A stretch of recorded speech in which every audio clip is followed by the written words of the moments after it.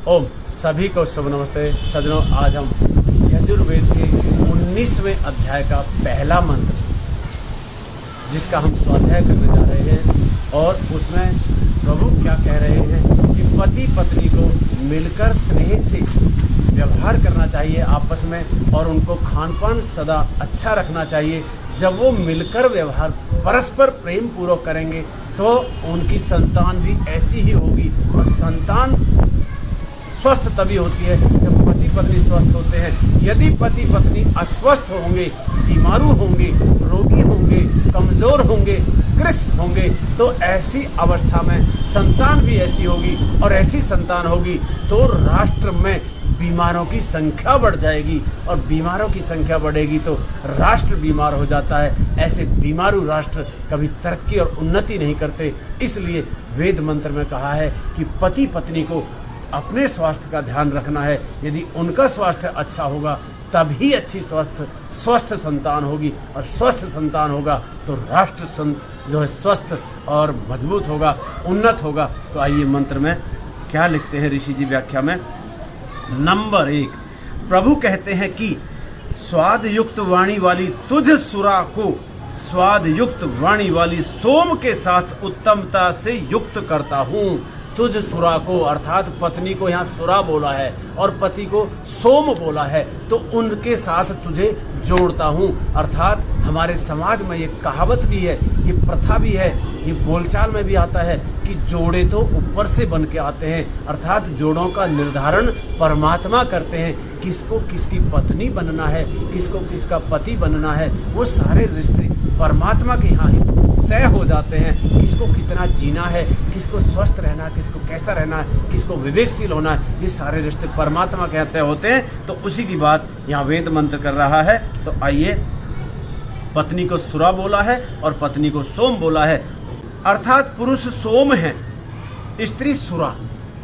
पुरुष ने विविध वस्तुओं के उत्पादन के द्वारा ऐश्वर्य कमाना है। बहुत सारी वस्तुओं को प्राप्त करता है पुरुष। कहाँ? नौकरी करके, खेती करके और दूसरे व्यापार इत्यादि करके। तो पुरुष ही धन अर्जन करने का अब से पहला था, वो अलग बात है। अब और सौभाग्य की बात है कि अब बहनें भी, माताएं भी कुछ अपना योगदान दे करके पति के कंधों को मजबूत करती हैं। लेकिन वेद मंत्र कह रहा है कि पुरुष को धनार्जन की व्यवस्था करनी है। आगे देखिए, और स्त्री ने घर में व्यवस्था करनी है और अपनी उत्तम व्यवस्था से उसे चमकाना है। उसे चमकाना कैसे है? अच्छे व्यवहार से, कुशलता के साथ उस घर को, जो धन घर के लिए पति कमा के लाए हैं उसे कुशलतापूर्वक घर को चलाना है। घर के सारे व्यय जो खर्चे होते हैं उनको व्यवस्थित करके।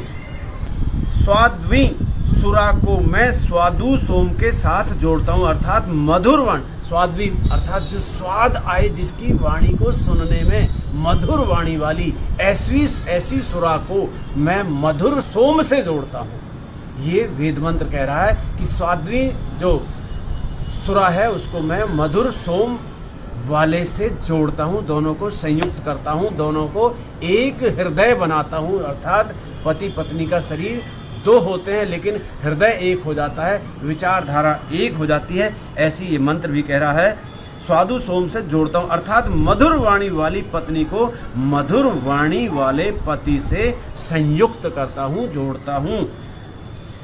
पत्नी पति के प्रति मधुर वाणी बोले और पति पत्नी के लिए उत्तम संतान के निर्माण में मधुर वाणी अत्यंत महत्व रखती है। उत्तम संतान का निर्माण तभी होगा जब दोनों का आचरण मधुरता के साथ सना हुआ होगा, उससे लिप्त होगा, उससे संस्कारित होगा, उससे ओतप्रोत होगा। यह पति पत्नी में सामंजस्य व सौमनस्य पैदा करके सर्वांग सुंदर संतान को जन्म देती है। ऐसे जब आचरण व्यवहार होंगे तो सर्वांग सुंदर यानी कि हष्ट पुष्ट, कहीं से भी कोई कमजोर अंग नहीं होगा, सारे अंग देखने योग्य होंगे। क्या मजबूत भुजाएं हैं, क्या मजबूत जंघाएं हैं, क्या मजबूत सीना है, कैसा देदीप्यमान मस्तक है, चेहरा आवावान है। ऐसा बच्चा दिखाने लायक तो तभी होगा जब दोनों का आचरण बहुत प्रीतिपूर्वक होगा। तो वो उनको जन्म देती है। नंबर 2, सशक्त शरीर वाली सबला तुझे सशक्त शरीर वाले सबल पुरुष के साथ संयुक्त करता हूँ। परमात्मा कह रहे हैं कि सबल शरीर वाली यानी कि सुदृढ़ और पुष्ट शरीर वाली, बलिष्ठ शरीर वाली एक युवती को पुष्ट और बलिष्ठ शरीर वाले युवक के साथ संयुक्त करता हूँ। उनको पति पत्नी के रूप में रिश्ता तय करते हैं।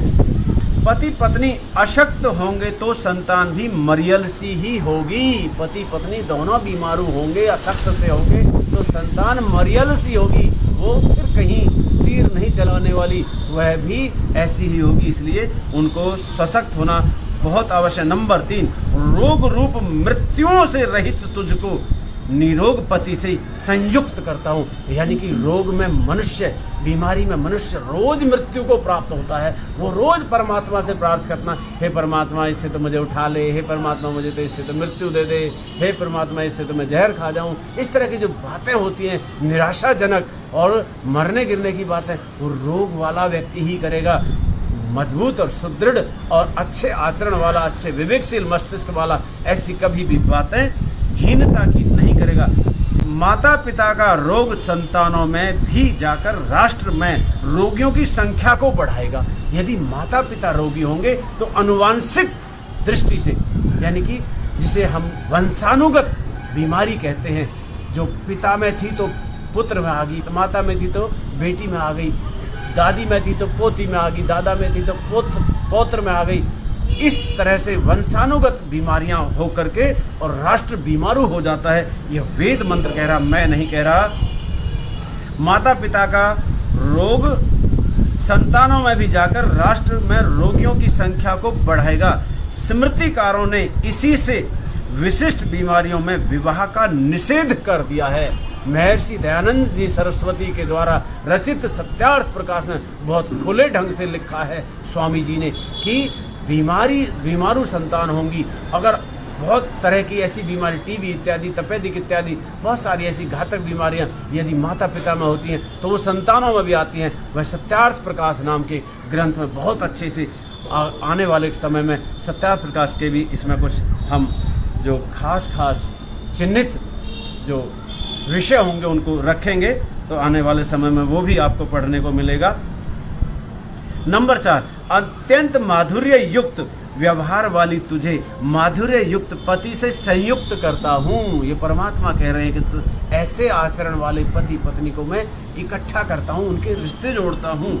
उस पति से संयुक्त करता हूँ जो शरीरबद्ध सोम है। शरीर में सोम जिसका सुरक्षित है, यानी कि वीर शक्ति जिसमें सुरक्षित है, इस सोम से ही तो उत्तम संतान को जन्म मिलता है। नंबर 5, ये पति पत्नी प्रार्थना करते हैं कि तू सोम है, तू ही हमारा जन्म देने वाला है।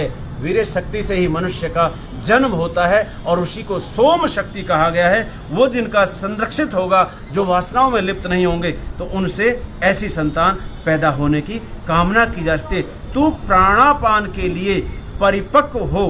प्राणापान यानी कि ये जो हम गहरे लंबे सांस भरते हैं उसको प्राण बोलते हैं, जो हम बाहर निकालते हैं उसको अपान बोलते हैं। तो प्राणापान अर्थात प्राणायाम से तू मजबूत और सुदृढ़ हो। तेरे ठीक परिपाक से ही हमारी प्राणापान की शक्ति वृद्धि को प्राप्त हो। तेरे ठीक परिपाक अर्थात तेरे ठीक से सात्विक भोजन लेने से ही हमारी ये प्राणापान की जो शक्ति है वह मजबूत होगी, वह सुदृढ़ होगी और सुदृढ़ स्वस्थ शरीर होगा, वो शक्ति सुदृढ़ होगी तो बीमार हम हो ही नहीं सकते, हम रुग्ण नहीं होंगे, हम आनंद पूर्वक जीवन जिएंगे। नंबर 6, तू विद्या की आदि देवता सरस्वती के लिए परिपक्व हो। विद्या की आदि देवता जो है वो सरस्वती है, अर्थात तेरी वाणी रस से सनी हुई हो, वो रस से संयुक्त हो, रस से लिप्त होनी चाहिए। जब तू वाणी से बात करे तो उसमें माधुर्य टपकना चाहिए, मधुरता और मिठास आनी चाहिए। सरस्वती ज्ञान की अधिष्ठात्री देवता है, ज्ञान देने वाली सरस्वती है, यानी कि जिस वाणी में रस आता हो वह ही सरस हो जाती है। तो सरस्वती कौन बनता है? जो महिला मीठी वाणी वाली है वह सरस्वती हो गई, और जो पुरुष मीठी वाणी वाला हो, आचरण वाला हो, वह भी सरस्वती से सना ओतप्रोत होगा। सोम की रक्षा से उसके शरीर में ठीक परिपाक से यह ज्ञानाग्नि का ईंधन बनता है। यदि किसी के शरीर में सोम रक्षित होगा, वीर्य शक्ति रक्षित होगी, तो वह सोम शक्ति रक्षित होकर के उसके ज्ञान की अग्नि का ईंधन बनेगा। जैसे भट्टी में ईंधन डाला जाएगा तो अग्नि प्रदीप्त तेजी से होती है, और यदि सोम शक्ति संग्रहित होगी तो ज्ञान हमारा तेजी से काम करेगा, नहीं तो हमारा अज्ञान बढ़ता है यदि हम कमजोर और व्यसनी होंगे तो। और ज्ञान चमक उठता है। नंबर 7, हे सोम तू उत्तम रक्षण करने वाले उस परमेश्वरशाली प्रभु के लिए परिपक्व हो। भक्त कह रहा है कि हे सोम, हे वीर शक्ति, तू प्रभु के पास जाने के लिए परिपक्व हो, यानी कि सुदृढ़ हो, इकट्ठा हो, संग्रहित हो, पक जा। अर्थात शरीर में तेरे सुरक्षित होने से हम अपनी ज्ञान अग्नि को दीप्त करके बुद्धि को अति सूक्ष्म बनाकर प्रभु का दर्शन करने वाले बने। यदि ज्ञान सोम शक्ति सुरक्षित होगी तो ज्ञान अग्नि तीव्र होगी तो बुद्धि इतनी तीक्ष्ण हो जाएगी, अति सूक्ष्म से सूक्ष्म विषय को भी वह समझने वाली हो जाएगी, और उसको ऐसी ऐसी प्रेरणाएं परमात्मा की तरफ से प्राप्त होंगी कि वो सूक्ष्म विषयों को भी समझ सकता है। ऐसे पति पत्नी ही उत्तम संतान को जन्म देने वाले होते हैं। जो इस तरह की विचारधारा, इस तरह से ज्ञान अग्नि को प्रदीप्त करने वाले, सोम शक्ति को संग्रहित करने वाले पति पत्नी होंगे, उनसे निश्चित रूप से उत्तम संतान ही को वो जन्म देने वाले होंगे। और प्रस्तुत मंत्र के ऋषि प्रजापति बनते हैं, प्रजा के वो पति बनते हैं। ऐसी संतान उनके पास होगी, और उनका अनुकरण दूसरे भी जो पति पत्नी होंगे, जो दूसरे और संतानें आने वाली होंगी, वह भी उनका अनुकरण करेंगे कि जैसे श्रेष्ठ वो है वैसे श्रेष्ठ हम बने तो राष्ट्र श्रेष्ठ हो जाएगा। और नंबर 8, याज्ञिकों ने प्रस्तुत मंत्र में सुरा का संकेत देखा। सुरा, बहुत सारे लोग अज्ञानवश सुरा किसको कहते हैं? शराब को कहते हैं, मदिरा को कहते हैं, जबकि यहाँ वेद में सुरा पत्नी के लिए कहा गया है, तो यहाँ पत्नी को संबोधित किया गया है।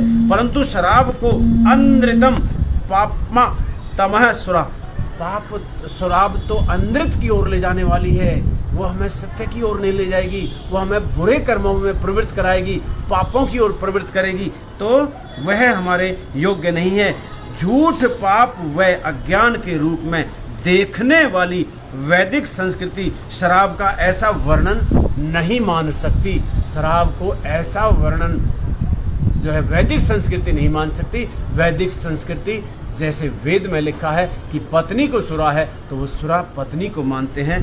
भावार्थ है मंत्र का, पति पत्नी के नंबर 1 मधुर वाणी वाले हों, खे शक्तिशाली हों, गए निरोग व खे। नंबर 4 मधुर व्यवहार वाले हों, डे सोम की रक्षा करने वाले व उसका शरीर में ही ठीक परिपाक करने वाले, उसको पचाने वाले हों, परिपाक करने वाले हों, उसको शरीर में ही हजम करने वाले हों, संग्रहित रखने वाले हों, जिससे उसकी प्राणापान शक्ति बनी रहे। जो प्राण मजबूत हों, अपान भी मजबूत हों। अंदर जाने वाला जो श्वास है उसे प्राण कहा गया है, और जो बाहर निकलने वाला प्रश्वास है उसे अपान कहते हैं। तो जाने वाला भी मजबूत सुदृढ़ हो, दीर्घ हो, और निकलने वाला भी मजबूत दीर्घ और स्वस्थ होना चाहिए। वे उत्तम ज्ञान को प्राप्त करने वाले और अंत में सूक्ष्म बुद्धि द्वारा प्रभु का दर्शन करने वाले हों। ऐसा मंत्र का भावार्थ था। तो सज्जनों, आप सबने इस मंत्र को ध्यानपूर्वक सुना। सभी को शुभ नमस्ते, धन्यवाद। ओम।